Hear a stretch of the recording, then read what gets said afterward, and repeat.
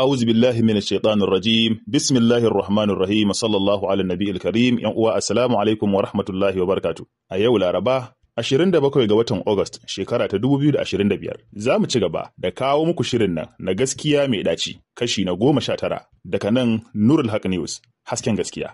Kamar yadda muka yi alkawari cewa a gaskiya mai daci kashi na 19 za mu kawo wani tarihi mai sarƙaƙiya, amma duk sarƙaƙiyarsa alfarmar annabi sallallahu alaihi wasallam za mu yi iya ƙoƙari don mu ga mun fahimci asalin abin da ya faru, saboda samun amsoshi na tambayoyin da suke yawo a zukatan mutane cewa ya za a yi a ce babban halifa irin Khalifa Usmanu a ce an kewaye shi a gidansa har na tsawon kwana 3 babu shiga ba fita, kuma daga ƙarshe an shigo har cikin gidan an yanka shi. Ina sojojin wannan daula? Ya aka kewaye gidan Sayyidina Usmanu har tsawon kwana 3 ba shiga ba fita? Wayannan dakarun sojoji na musulunci wanda a lokacin ƙarfin musulunci ya mamaye yankin Arabian Peninsula wato lardin Larabawa. An tsallaka teku a fa wannan lokaci yankin fashe yana hannun musulunci. An cinye Roma, kenan musulunci iya da cikakken ƙarfinsa. Me isa aka zo har gida aka yanka khalifan musulunci? Tambaya ce wannan ko tambayoyi ne da yawa daga cikin al'ummar musulmi sukan yi ta amma ba su da amsa. ‘Yan uwa za mu tafi da ku a karanta wannan tarihi, kowa ya buɗe wayarsa ko kuma ya buɗe kwamfutarsa ya rubuta Assassination of Uthman. Wannan tarihi da Google ta bayar, to shi za mu ci gaba da karantawa, sai dai idan mun zo wata gaba muhimmiya da muke buƙatar ƙarin bayani, to zan ƙara bayani a kai. Bari mu shiga cikin tarihin gadan-gadan. Wane ne Khalifa Usman ɗin Affanu? Usman bin Affan, the third Rashidun Khalif, who ruled from 644 to 656 after Hijrah, was assassinated at the end of the siege of his house in 668. In 656, this was initially a protest, but escalated into a siege following the death of protester. The protesters turned rebel and demanded a new caliph, which Usman refused. On 17 June 656 after Hijrah, protesters set the house on fire, made their way inside, and killed him. Khalifa Usman ɗan Affanu shine khalifa na 3 cikin kalifofi 4 da ake kira Al-Khulafa'ur Rashidun. Ya yi kalifancinsa daga shekara ta 644 zuwa shekara ta 656. Khalifa Usman kashe shi aka yi, kuma an kashe shi ne a ranar ƙarshe na kewaye gidansa da aka yi har na tsawon kwana 3 a shekara ta 656. Kuma wannan al'amari ya faru ne sakamakon shiryayyar zanga-zanga wacce aka yi ta ƙalubalantar gwamnatinsa. Al'amarin ya ci gaba da girma yana kuma yaduwa. Sakamakon fara kashe 'yan zanga-zangan nan, to al'amarin sai ya ƙara muni, inda 'yan zanga-zanga suka rikide suka koma 'yan tawaye, wanda suka canza manufarsu yanzu suna neman sabon khalifa. Ma'ana, ba su yarda da kalifancin Usmanu ɗan Affanu ba, wanda shi kuma Usman ɗin yake amincewa da bukatunsu. A ranar 17 ga watan Jun shekara ta 656, wayannan 'yan zanga-zanga wanda daga baya suka koma 'yan tawaye suka kunna wa gidan Khalifa Usmanu wuta, sannan suka samu damar shiga cikin gidan, sannan suka kashe shi. The assassination of Uthman had a polarizing effect on Ummah at the time. Questions were raised not only regarding his character and policy, but also the relationship between Muslims and the states, religious beliefs regarding rebellion and the governance, and the qualifications of rule in Islam. Kisan da aka yi wa Khalifa Usmanu al'amari ne da ya samo asali daga yawan tuhume-tuhume da wasu al'amura masu rikitarwa daga al'umma na wancan lokaci. Tuhume-tuhume da kuma tambayoyi tare da ƙalubalanta ta yi yawa akan abin da ya shafi ɗabi'un Usmanu da kuma yadda yake tsara gudanar da siyasarsa a gwamnatinsa. Kai wannan al'amarin ma ya taɓa alaƙoƙi da ke tsakanin musulmi da kuma gwamnatinsu. Wannan al'amari ya ma taɓa imani da kuma cancantarsa, musamman ta fuskar rikici tsakanin 'yan tawaye da kuma gwamnati. Sannan wannan al'amari ya kai ga tabbacuwar ingancin samun cancanta ta shugabanci a cikin musulunci. Bari mu waya baya. Following the days of Muhammad and the first Caliph Abu Bakr ruled 632 to 634. In 634, respectively, Umar ruled from 634 to 644, became a new Caliph. Continuing the war of conquest initiated by Abu Bakr, he brought about the almost complete collapse of Sasanian Persia. The Byzantine Empire was restricted to Anatolia and the central North Africa. Bayan wafatin Annabi sallallahu alaihi wasallam, Sayyidina Abubakar ya zama khalifa, Khalifa na farko ya gudanar da khalifancinsa a shekara ta 632 zuwa shekara ta 634. Bayan ya koma ga Allah, Sayyidina Umar ya zama khalifa na biyu daga shekara ta 634 zuwa shekara 644. Khalifa Umar ya ci gaba da yaƙe-yaƙe wanda ya samu khalifa na farko wato Khalifa Abubakar ya faro shi. Khalifa Umar ya samu nasarar kammala yakin nan wanda ya kai ga faduwar Sasaniyan Fashiya, wato ƙasar Jamhuriyar Musulunci ta Iran a yanzu. Sannan ya rage ƙarfin daular Byzantine wanda ya matsar da ƙarfinta ya kora ta daga ƙasashen Larabawa zuwa ƙasar Anatolia da kuma tsakiyar arewacin Afirka. The armies of the conquest were settled in conquered area. In Iraq, the garrison towns of Basra and Kufa were established for the purpose. Fustat was found in Egypt. Due to significant Arab population in Syria, Arab Muslim conqueror of the region settles in already existing towns. Sojin musulunci da suke kai hare-hare a irin gurare da kuma kasashen da musuluncin yakan ci suna kafa sansaninsu ne a wannan guri. Sannan akwai garurrukan da aka kafa manya-manyan sansanonin sojin musulunci kamar garin Basra da kuma Kufa. An kafa wannan runduna ne saboda ta tsaya akan hanya da kuma kafa yada addinin musulunci da kuma yaƙe-yaƙen da ke da daura da wannan saboda ruwa. Hakanan akwai irin wannan rundunoni a garin Fustata wanda shine babban birni a Egypt a wancan lokacin. Saboda muhimmancin Syria a wancan lokaci, domin ita ce cibiyar wayewa ta wancan lokaci, manya-manyan sojoji da kuma dakarun musulunci an jibge su a wannan yanki. Waɗannan yaƙe-yaƙe da kuma ƙasashe da ake buɗewa wanda musulunci ya ci ya ba wa musulunci cikakkiyar samun damar manya-manyan kuɗaɗen shiga, musamman a yankin ƙasar Iraki. Sannan duk ƙasashen da suke hannun Fashiya a wancan lokaci, saboda faɗuwar Fashiya yanzu dukansu sun koma hannun musulmai. Wannan ya buwayantar da kuma tumbatsa samun manyan kuɗaɗe a cikin daular musulunci. Shi ya sa ma waɗannan sojoji da suka yi wa Usmanu tawaye suka fara ƙaddara cewa wannan ƙasa da kuma dukiya da musulunci ya samu sakamakon nasarar da akan waɗancan al'ummomi da aka gabza yaƙi da su, suka ƙaddara cewa wannan dukiyar tasu ce. Musulunci ya ci gaba da samun kuɗaɗen rabanu daga wayancan gurare. Khalifa Umar ya shirya wasu tsare-tsare domin gudanarwa akan wayannan sababbin ƙasashe da musulunci ke samu. Ya tura musu gwamnoni, ya kuma bawa wayannan gwamnoni wani ayyanannen yanci na gudanar da wannan ƙasa. Ya kuma ban musu iko da kuma damar sarrafa wasu kuɗaɗe don tafiyar da garin. A gurin rabon ganima kuwa ana gabatar da wayanda suka riga shigowa musulunci fiye da wayanda suka shigo daga baya. After the assassination of Umar in 644 by Lu'lu'u al-Fayruz, a consultative assembly, Shura, for the prominent companions of Muhammad, which include Abdurrahman ibn Auf, Zubair ibn Awam, Ali ibn Abi Talib, Sa'ad ibn Abi Waqas, Talha ibn Ubaidullah, and Uthman, was made to choose a new caliph among Uthman and Ali. Bayan an kashe khalifa na biyu, wato khalifa Umar, a shekara 644, wanda wani mai suna Abu Lu'lu al-Fayruz ya kashe shi, Majalisar Shura wacce ta haɗar da manya-manyan sahabban Annabi sallallahu alaihi wasallam, waɗanda suka haɗar da Abdurrahman ɗan Aufi, Zubair ɗan Awwamu, Ali ɗan Abi Talib, Sa'ad ɗan Abi Waqas da kuma Dalha ɗan Ubaidillah, sai kuma shi Usmanu. Wannan majalisa ta zauna domin ta zaɓi sabon khalifa a tsakanin Usmanu ko kuma Aliyu ɗan Abi Talibi. The assembly chose Ali unanimously, but his refusal to follow previous caliph ultimately resulted in Usman being a new caliph. Wannan majalisa ta amince ta kuma zaɓi Ali ɗan Abu Talib ya zama khalifa na uku, sai dai sun gindayawa Ali ɗan Abi Talib wasu manyan sharaɗa guda biyu, wanda sai ya amince da su ne, sannan za su amince da shi a matsayin khalifa. Wa'annan wani irin sharaɗai ne? Za a samu sharaɗan idan aka rubuta Elections of Usman, za a ga wayannan sharaɗai a Wikipedia. Sharaɗi na farko shine follow the Quran. Ali was asked to govern according to Quran. An lazamtawa Ali cewa dole ne ya gudanar da gwamnatinsa ƙarƙashin umarni da kuma hani na Alƙur'ani. Follow the traditions of Muhammad. Ali was also asked to follow the traditions Sunnah of the Prophet Muhammad. Sharaɗi na biyu an lazamtawa Ali ɗan Abu Talib cewa lallai bayan ya bi Alƙur'ani to kuma lallai sai ya bi sunnar manzon Allah sallallahu alaihi wasallam a gurin gudanar da gwamnatinsa. Follow the precedent of the first and the second caliphs. The third condition was that Ali should follow the precedent set by the first two caliphs, Abubakar and Umar. Sharaɗi na ƙarshe wato na uku shine wannan majalisar da shura ta lazamtawa Ali ɗan Abi Talib cewa bayan ya yi biyayya da Alƙur'ani ya kuma yi amfani da sunnar manzon Allah sallallahu alaihi wasallam to kuma dole ne sai ya bi sunnoni da kuma hukunce-hukunce na magabatansa wato Khalifa Abubakar da kuma Khalifa Umar. Ali accepted the first two conditions but denied the third, stating that he will relate on his judgment in absence of any precedent from Quran and Sunnah. Ali ya amince da dokoki da kuma sharɗa guda biyu na farko ɗin, amma ya musanta zai yi amfani da na ƙarshen, inda ya ce musu zai yi amfani da dokokin Alƙur'ani, hannunsa da umarninsa, zai kuma kwaikwaita sunnar manzon Allah sallallahu alaihi wasallam.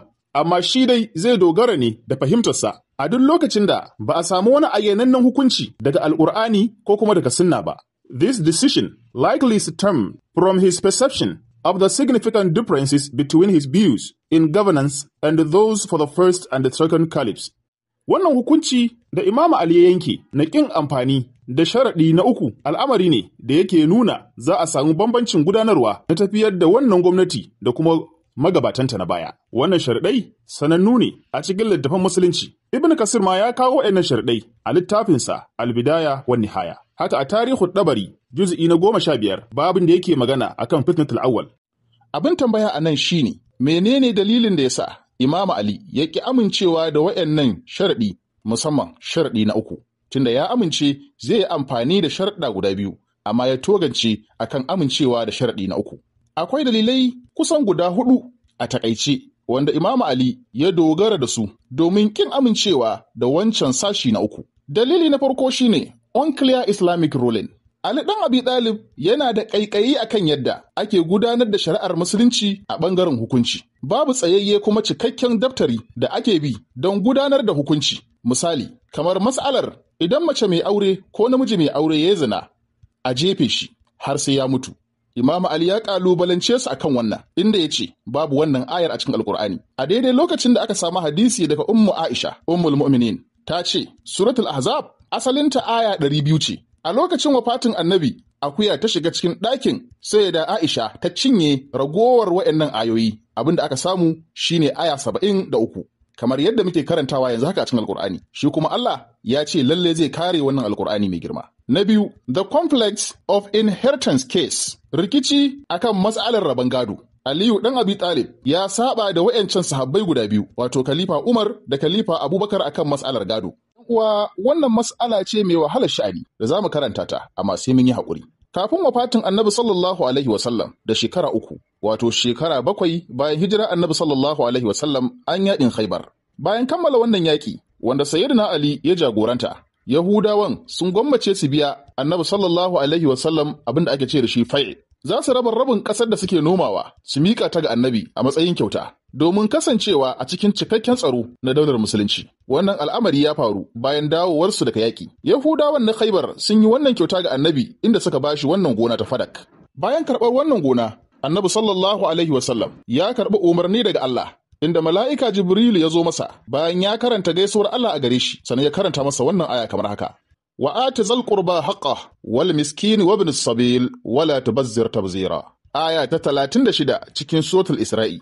Ga abin da Allah subhanahu wa ta'ala yake umarta manzon Allah da shi. Saƙon ya ce, Ya Rasulallah, kuma ka baiwa ma'abocin zumunta haƙƙinsa da maskinai da ‘yan tafarki, sannan kada ka bazzarar da dukiya bazzararwa.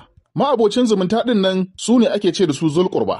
Ittifaƙan, haɗuwar dukkanin malaman tafasiru sun san cewa duk inda aka ce zulƙurba a cikin Alƙur'ani ana nufin ahlul baitin Annabi, iyalan gidan manzon Allah sallallahu alaihi wasallam. An ƙara bawa manzon Allah wannan umarni a cikin suratul Rum aya ta 38. Wa ata zal qurba haqqahu wal miskin wa ibn as-sabil zalika khairul lil ladhina yuriduna wajha Allah ulaika humul muflihun. Ya Rasulullah, ka baiwa ma'abocin zumuntarka haƙƙinsa da ɗan tafarki da miskini ko kuma miskinai.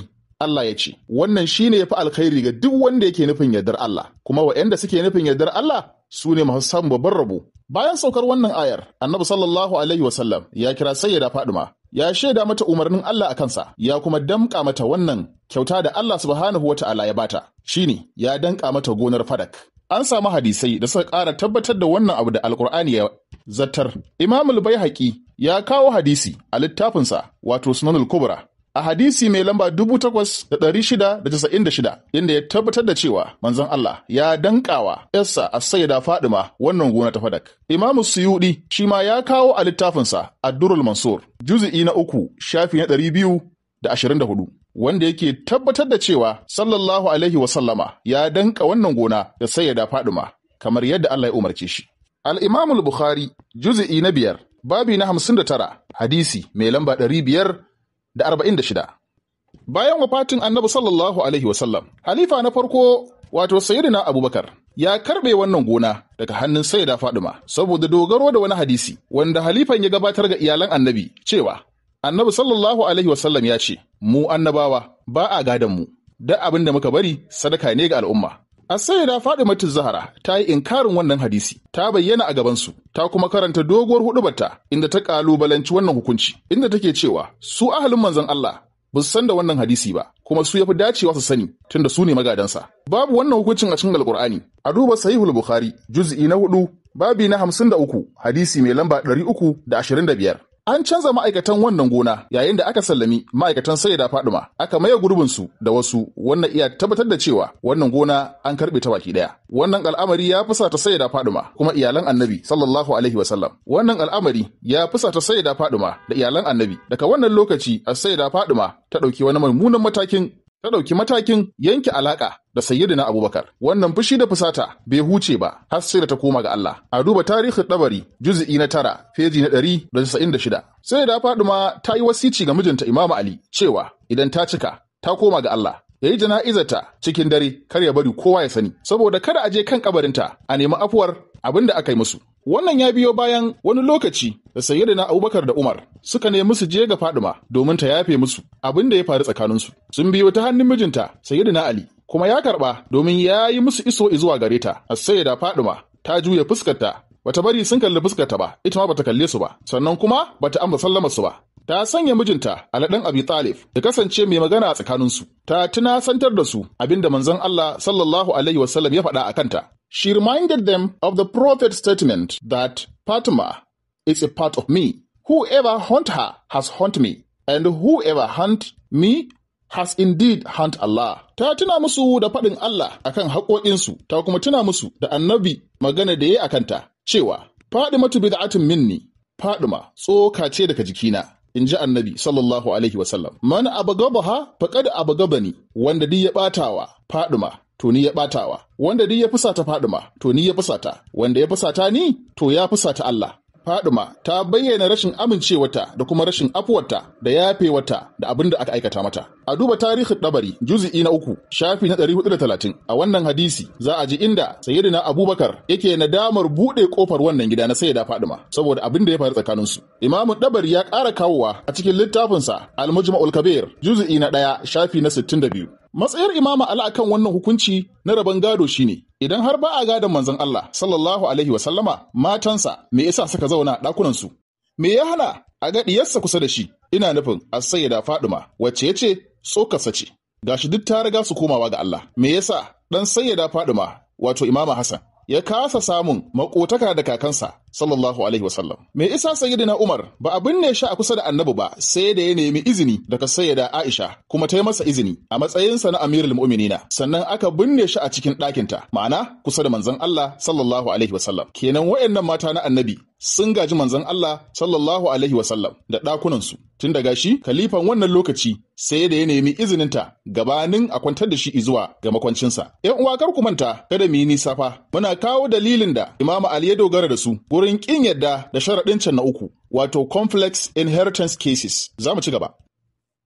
Dalili na 3 da Ali dan Abi Talib ya fi amincewa da wancan sharaɗi na 3 da aka gindaya masa a matsayinsa na kasancewarsa khalifa na 3 shine punishment and retribution. Imam Ali ya samu saɓani mai yawa tsakaninsa da Khalifa Umar a wurin aiwatar da wasu hukunce-hukunce, musamman waɗanda suke da alaƙa da hukunce-hukunce na haddi. Misali anan shine matsalar Ubaidu ibn Aus al-Ghifari. An kawo shi gaban Khalifa Umar da laifin yayi sata, wanda daga ƙarshe Khalifa Umar ya yanke hukuncin aje a sare masa hannu. Wannan hukunci ya je kunnen Imam Ali, take ya zo ya samu Khalifa Umar ya nuna masa rashin amincewarsa da wannan hukunci saboda akwai shubha a lokacin da aka aikata wannan laifi. Ubaidu ya samu kanshi a wani hali mawuyaci. A garinsu ana matsananciyar yunwa, ya rasa yadda zai yi har yunwar tana neman ta galabaitar da shi. Ubaidu ya sa hannu ya ɗauki wani abu a matsayin abin da zai ci saboda kare ya halaka. Masu wannan kaya suka kawo shi gaban Khalifa Umar kuma aka yanke masa hukunci na a sare masa hannu. Imam Ali ya ce ba daidai bane a yanke wa Ubaidu wannan hukuncin sata a daidai lokacin da ake matsananciyar yunwa domin kwatar rayuwarsa. Imam Ali ya samu saɓani da yawa da Khalifa Umar a hukunce-hukunce da yawa kamar hukuncin giya. Khalifa Umar yana zane wa inda suka sha giya da bulala 80 yayin da ake sawa ana bincikawa har gidajen mutane, wasu ma ana haura katangunsu don a tabbatar da sun sha giya ko ba su sha ba, idan kuma sun sha ai musu bulala 80. Imam Ali ya kalubalanci hakan inda ya ce hakan bai inganta daga manzon Allah ba. Abin da ya inganta daga manzon Allah shine bulala 40. Kuma haka Khalifa Abubakar shi ma ya bari bulala 40 ake yi. Khalifa Umar ya ninka adadin zuwa bulala 80. Wannan hukunci na bulala 80 tattaunawa ce tsakanin Khalifa Umar, Abdurrahman ɗin Auf, su suka tattauna suka zartar da wannan hukunci. Sannan an ƙara samun saɓani da Khalifa Umar da Imam Ali akan matsalar jefewa wato rajmu. Imam Ali bai amince da rajmu ba, ya ce baya cikin littafin Allah, yayin da aka samu wasu hadisai da suke cewa akwai ayar rajmu a cikin Alƙur'ani, sai dai akuya ta cinye wannan ayar, wanda wannan yana nufin Alƙur'ani bai kammala ba. Akwai wani bangare na Alƙur'ani da baya a cikinsa. Mas'aloli ne sun fi guda 30 waɗanda aka samu waɗannan saɓani tsakanin Imam Ali da Khalifa Umar cikin hukunci. Domin samun su cikakku za a iya duba Tarihu Dabari juz'i na 14 da kuma juz'i na 15. Idan an duba waɗannan juz'ai sun yi magana akan gaba ɗaya abubuwan da suka faru a khalifancin Sayyidina Umar baki ɗayansa. Al-Bidaya wan Nihaya na Ibn Kathir a juz'i na 7 shi ma ya yi magana na dukkanin abubuwan da suka faru a khalifancin Sayyidina Umar. Za a ga waɗannan abubuwan baro-baro.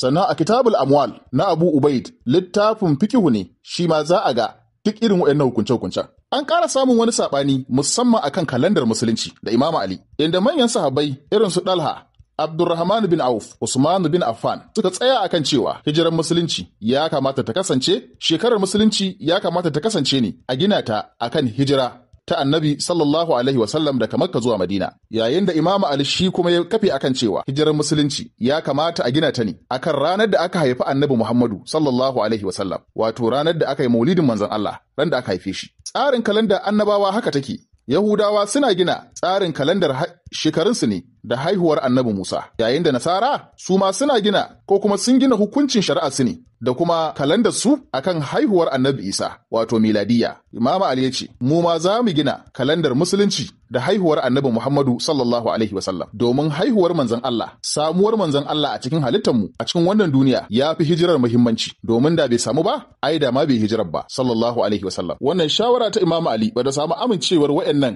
manyan sahabbai ba. Kun ga wayannan abubuwa da Dan Abi Talib bai amince da su ba a baya, yayin da ya zama khalifa dole zai cire su, zai kuma tabbatar da abubuwan da aka gada daga Annabi sallallahu alaihi wasallam kai tsaye. Me san ganin wayannan dalilai guda 4 ko 5 a cure zai iya duba Dalailun Nubuwa juz'i na 7 shafi na 184, ko kuma ya duba Sharh Sahihul Muslim na Imam Nawawi juz'i na 11 shafi na 91, ko kuma ya je ya duba Fatahul Bari juz'i na 1 shafi na 209, ko kuma dai ya ƙara koma cikin Fatahul Bari din juz'i na 8 shafi na 134. Za ma iya duba Minhajus Sunna juz'i na 6 shafi na 11, da kuma juz'i na 6 dai shafi na 315 da kuma shafi na 316. Bari mu koma Google mu ci gaba da karatu. The assembly chose Ali, but his refusal to follow the previous caliph ultimately resulted in Usman being a new caliph. Although Usman has been an early companion of Prophet Muhammad from the time of Mecca and has been deported to the cause of Islam, he belonged to Umayyad clan of Quraysh tribe, a grouping of Mecca clan, to which Prophet Muhammad, the most of his prominent Meccan companions, belonged. Umayyad had been staunch opponent after Muhammad received a divine call of vision and had converted to Islam only after the conquest of Mecca in 629 after Hijrah, only a couple of years before Muhammad's death. Wannan majalisa bayan wafatin Sayyidina Umar ta zauna domin zaben khalifa na 3, sun kuma gindayawa Imam Ali wayannan sharuɗai guda 3 bayan amincewarsu da cewa sun zabe shi a matsayin khalifa. Wayannan sharuɗai sune wayanda muka gabatar da su gare ku yanzu, inda Imam Ali ya amince da guda 2 ya kuma ki amincewa da guda 1. Wannan kin amincewa da Imam Ali da wancan guda 1 shi yasa wayannan membobi na wannan majalisa ta shura suka mayar da ƙuri'arsu ga Usmanu. Ko da yake Usman ya kasance cikin manyan sahabbai wanda suka karɓi musulunci tun farkonsa, kuma iya daga cikin waɗanda suka yi hijira daga garin Makka zuwa Madina don su biyo manzon Allah sallallahu alaihi wasallam. Usman ya kasance ɗaya ne daga cikin kabilar Banu Umayya, wacce Banu Umayya wani bangare ne na manyan kabilun Qurayshawa na garin Makka. Banu Umayya sun yi sunansu ya yi ƙauri a gurin nuna adawarsu da kuma ƙiyayyarsu ga Annabi Muhammadu sallallahu alaihi wasallam. Wannan ƙiyayya ta fara ne tun daga lokacin da ya bayyana gare su cewa shi manzon Allah ne. Umayyawan ba su karɓi addini da salama ba saboda tarihin gabar da ke tsakaninsu da ƙiyayyar da ke tsakaninsu da Annabi. Mafiya yawan yaƙe-yaƙen da manzon Allah yake yi su suke jagorantarsa. Yaƙin Badar, yaƙin Uhud, yaƙin Ahzab da yawa daga cikin yaƙoƙin da Annabi ya halatta gangami ne daga Umayyawa. Ba su sallama wa manzon Allah ba sai lokacin da Allah ya masa buɗi na Makka wato fatahu Makka a shekara ta 629 miladiya. Shekaru kaɗan ya rage Annabi sallallahu alaihi wasallam ya koma ga Allah. Muhammad and later Abu Bakr and Umar tried to win the Umayyad over and incorporate them in the new order by awarding them gift and important posts. Annabi sallallahu alaihi wasallam tun a lokacin rayuwarsa da kuma Abubakar da Umar sun yi iyayensu don su dawo da Umayyawan don su haɗa ƙafafuwansu su yi addini na gaskiya ta hanyar ba su kyaututtuka da kuma wasu mukamai masu muhimmanci domin dai a shawo kansu. Abu Sufyan ɗan Harb shi ne babban jagora a cikin wannan ƙabila ta Umayyawa. Bayan wafatin Annabi sallallahu alaihi wasallam, Abu Sufyan ya je gurin Khalifa Abubakar inda ya ce masa, "Ka ba mu zakkar da Annabi sallallahu alaihi wasallam yake ba mu, wannan zakka ta lallashin zuciya, wato wal mu'allafata qulubuhum." Musulunci ya yarda a rika ba da wasu kuɗaɗe da kuma kyautatawa ga waɗanda ake sa ran za su karɓi imani. Manzon Allah ya rika ba wa Abu Sufyan da shi da zuri'arsa irin wannan kuɗi domin tausa zuciyarsu. Bayan wafatinsa, Abu Sufyan ya zo gaban Sayyidina Abubakar inda ya ce masa, "Ka ba mu abin da Annabi sallallahu alaihi wasallam yake ba mu." Ruwayoyi sun nuna cewa Sayyidina Umar ya kalubalanci Abu Sufyan inda ya ce mai, "Har yanzu baka yi imani ba? To ba za a bada kuɗin ba, tunda ba za ka yi imani na Allah ba."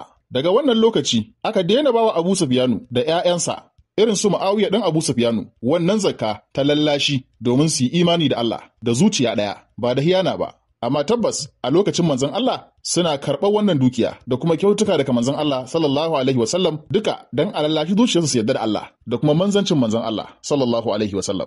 A duba tarihin Dabari, tarjamar Abu Sufyan, za a ga cikakken labarin yadda ta afku tsakanin Abu Sufyan da manzon Allah sallallahu alaihi wasallam da wasu daga cikin sahabban Annabi wato khalifofinsa. Hakanan Ibn Hisham a littafinsa Siratul Rasul za a samu wayannan bayanai.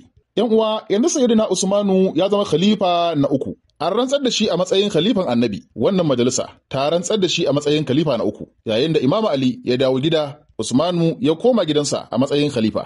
Tarihi ya nuna cewa bayan an gama yi wa Usmanu mubaya'a kowane bangare na wayannan sahabbai, Usmanu ya dawo gidansa inda kabilar Banu Umayya, kabilarsa kenan, suka cika wannan gida nashi dankam domin yi masa murna. Bayan gida ya cika dankam, sai Abu Sufyanu dan Harbu ya yi tambaya a cikin wannan gida cewa shin akwai wani bako? Iya nufin dukkaninsu Umayyawa ne, ba wani bako a ciki wanda ba Banu Umayya ba?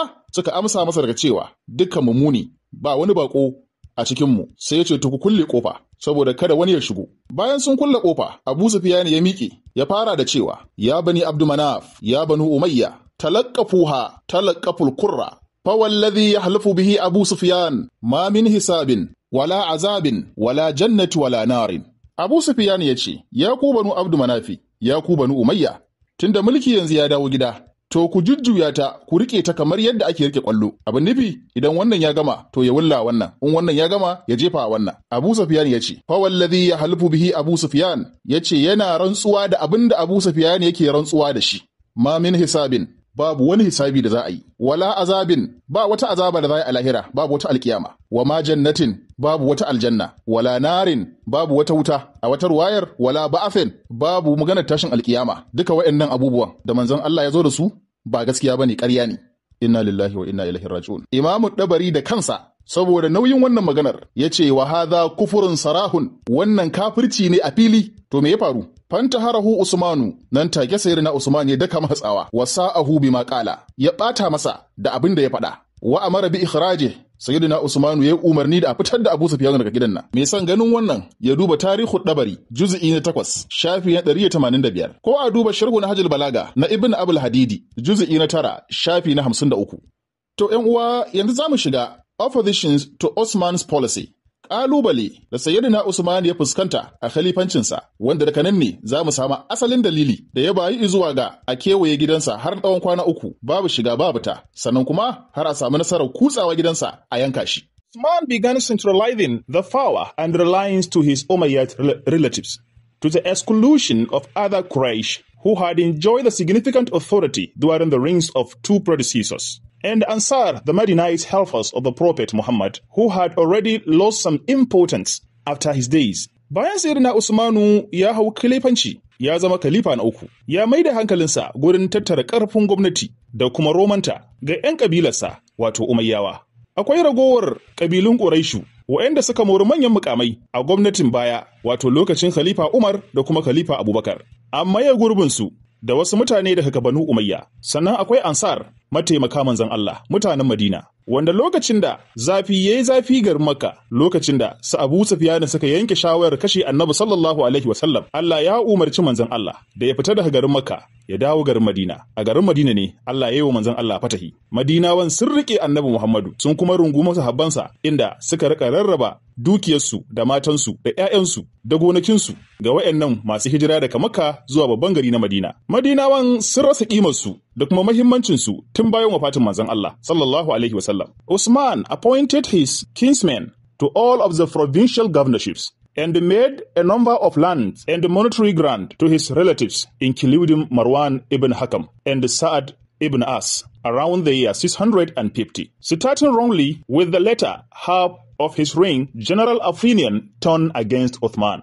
Khalifa Usman ya naɗa manya-manyan mutanensa, ma'ana Umayyawa, sun ɗare manya-manyan mukamai a matsayin gwamnoni a ƙasashe masu matuƙar muhimmanci a daular musulunci ta wannan lokaci. Sannan ya yi kyauta da manya-manyan gonaki da kuma dukiyoyi ga 'yan uwansa Umayyawa, a cikinsu har da Marwan ibn Hakam da kuma Sa'ad ɗan As. A wurin shekara ta 650 da yawa daga cikin ra'ayikan talakawa sun kasance suna ƙalubalantar Usmanu. Wane ne Marwan ibn Hakam? Labarin Marwan iya da ɗan tsayi, sai an yi haƙuri kaɗan domin a saurare shi. Wata rana Annabi sallallahu alaihi wasallam ya yi mafarki, ya ga wasu birrai suna ta tsalle-tsalle a kan mambarinsa. Annabi ya tambayi su waye waɗannan birran suke hawa masa kan mambarinsa, kan karagarsa, sai aka ce masa Banu Umayya ne. Za su sami ikon ɗarewa kan kujerarka ya Rasulallah. Annabi ya yi baƙin ciki da ganin wannan mafarki, sai dai ƙaddarar Allah ta gifta, kuma ya fi kowa sallama wa hukuncin Ubangiji. Wannan mafarki na manzon Allah sallallahu alaihi wasallam, Tirmidhi ya kawo shi a hadisi na 3350. Imam Hakim shi ma ya kawo shi a hadisi na 4796. da kuma hadisi na 4811. Hakam ibn As da kuma Sa'ad ibn As, Hakam da ɗansa Marwan, wasu fitattun makiya manzon Allah ne sallallahu alaihi wasallam, wanda Annabi sallallahu alaihi wasallam da kansa ya kore su, ya kuma haramta musu shiga garin Madina har abada saboda tsabar cutarwar da suka yi wa musulunci. Dalili na ƙarshe wanda ya sanadin fitar su daga garin Madina bayan korar da manzon Allah sallallahu alaihi wasallam ya yi musu shine an samu Hakam da laifin leƙen asiri, inda yake zuƙar bayanan musulmi yana yaɗa shi ga manyan dauloli domin su yaƙi addinin Allah. An kama Hakam wanda ya fitar da wani sirri bayan wata tattaunawa da Annabi ya da sahabbansa. Saboda wannan laifi da ragowar suna da akan gabarsa da manzon Allah, domin shi baya ɓoyewa. Annabi ya kore shi. Lokacin akwai ɗansa Marwan bai fi shekara 7 ba. Annabi ya ce da shi da Marwan ɗin duka su fice su bar garin Madina, kar su ƙara dawa har abada. Bayan manzon Allah ya la'ance su ya kuma tsine masa albarka. Ya ayyana su a matsayin ashajaratul mal'una.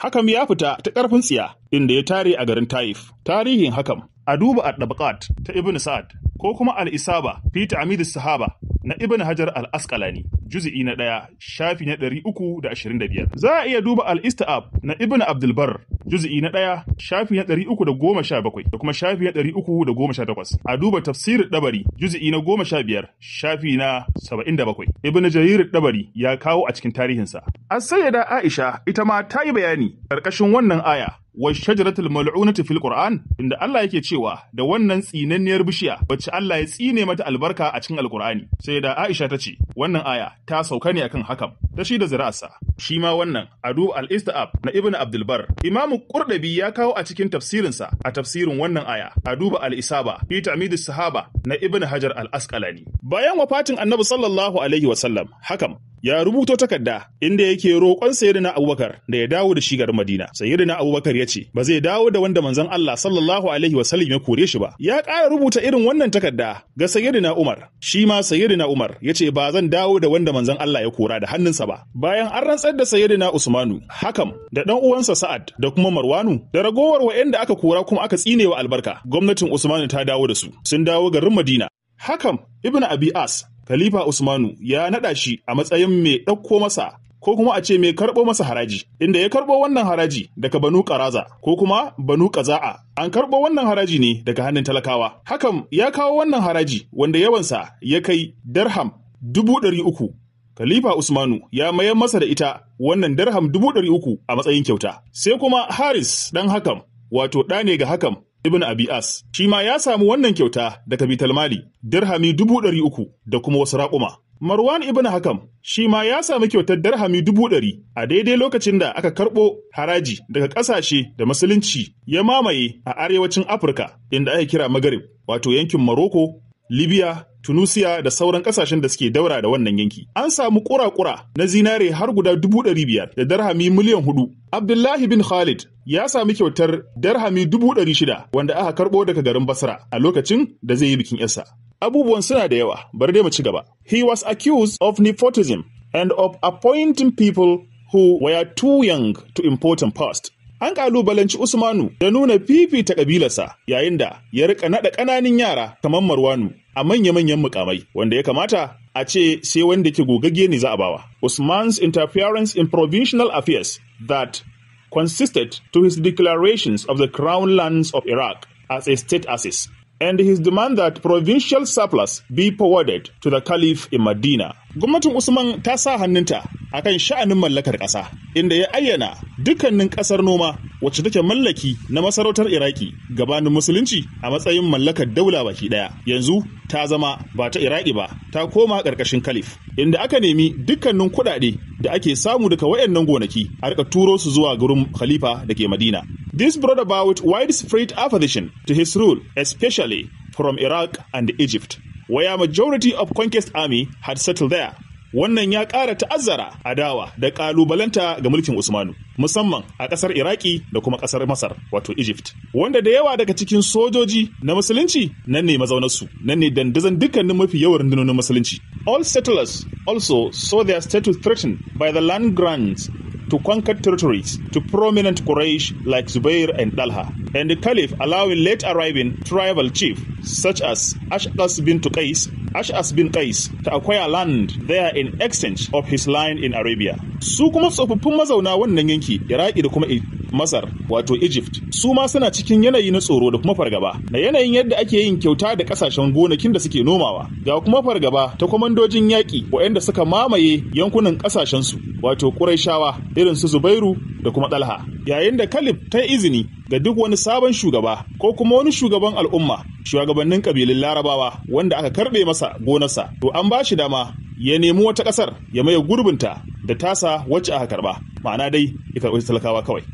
At the head of the old settlers of Kufa, who subsequently became known as Qurra, Malik ibn Haris began opposing Osman's policy. Event come to a head when Osman's governor of Kufa, his relative Sa'id ibn As, was expelled from the city by the Qurra. They declared the companion Abu Musa al-Ash'ari, who had earlier been deposed from the governorship of Basra by Uthman, and at that time resided in Kufa, their governor. Malik ɗan Haris shi ne jagoran ƙurra'u, ma'ana makaranta Alƙur'ani, mazauna ƙasar Kufa. Shi ma a daidai wannan lokaci ya fara ƙalubalantar tsarin mulkin Usmanu. Wannan ya biyo bayan wani al'amari da ya faru. Usman ya naɗa ɗan uwansa Sa'id ɗan As a matsayin gwamnan Kufa, yayin da dandazon waɗannan ƙurra'u makaranta Alƙur'ani ƙarƙashin jagorancin Haris ɗan Malik ko kuma Malik ɗan Haris suka yi watsi da wannan naɗi, suka kori sabon gwamna wato Sa'id ɗan As. Sannan suka ayyana sahabin annabin nan wato Abu Musa al-Ash'ari wanda Usman ya tuɓe a matsayin jaddadadden gwamnansu, inda suka yi masa mubaya'a a gidansa da ke Basra. Usman deposed from the governorship of Egypt Amr ibn As, the conqueror of the province who was popularly among the Egyptian troops in 645 to 646. and appointed Abdullah ibn Sa'ad in his seat.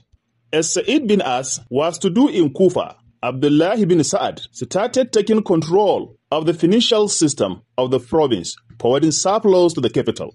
Khalifa Usman ya ƙara tuɓe gwamnan jihar Egypt ko kuma ƙasar Egypt, wato Amr ibn al-As. Amr ibn al-As babban haziƙin bardan mayaƙi ne wanda kowa ya san shi da kuma tasirinsa da ƙarfinsa a cikin baradan musulunci da suke zaune a Egypt, wato Masar. Daga shekara ta 645 zuwa 646, Usmanu ya tuɓe Amr ibn al-As a matsayin wannan gwamna na Masar. Ya ƙara turo ɗan uwansa Abdullahi bin Sa'ad don ya ɗare kujerar gwamnan Masar, kamar dai yadda ya faru a ƙasar Kufa. Sabon gwamnan na Masar, wato Abdullahi bin Sa'ad, ya karɓa iko na sha'anin shiga da fita da kuma hada-hadar kuɗaɗen wannan lardi, sannan ya fara tura rarar kuɗaɗe zuwa cibiyar mulki, wato garin Madina.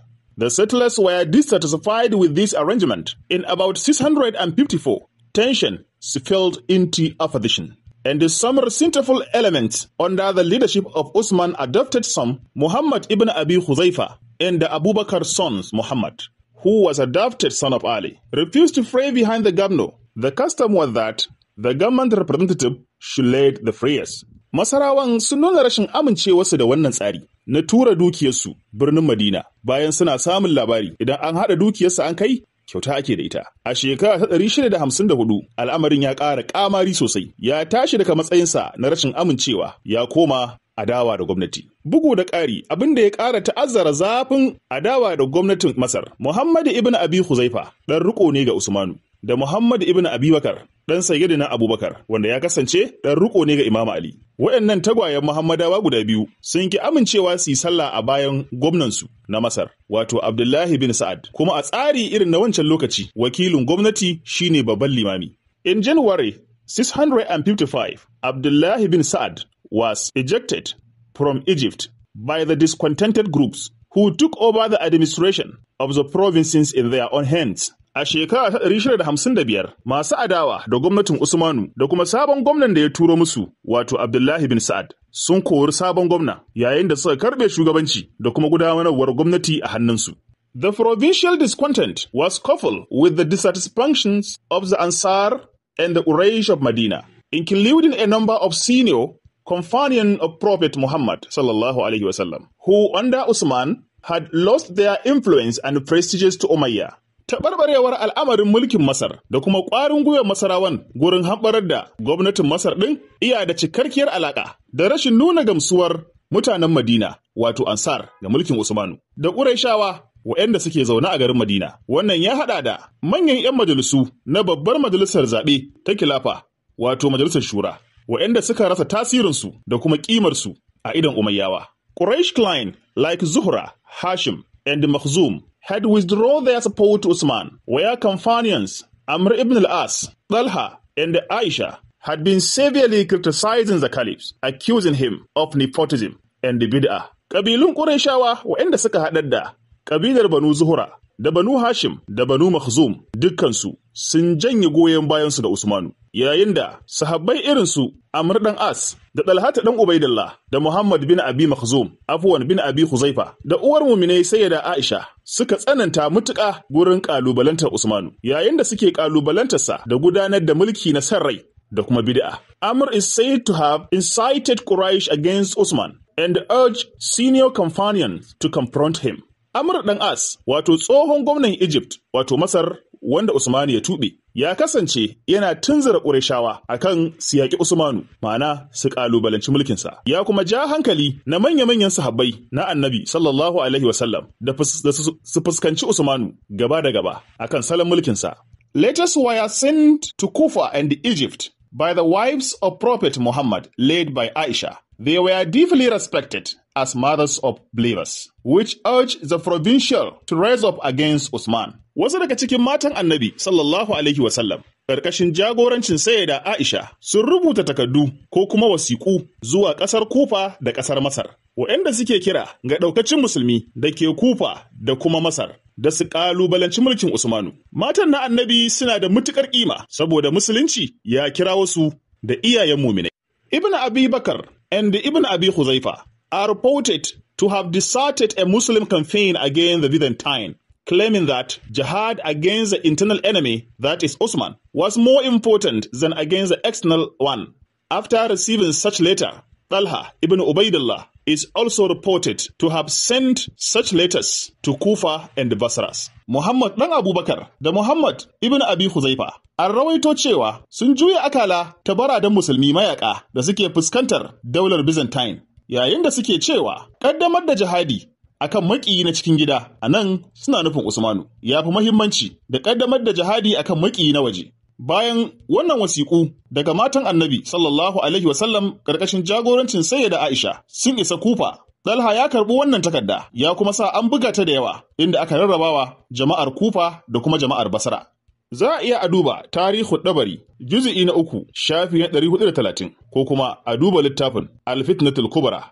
Za a samu cikakken bayani na wannan abin da nake karantawa. Concerning the event which led to the siege of Usman bin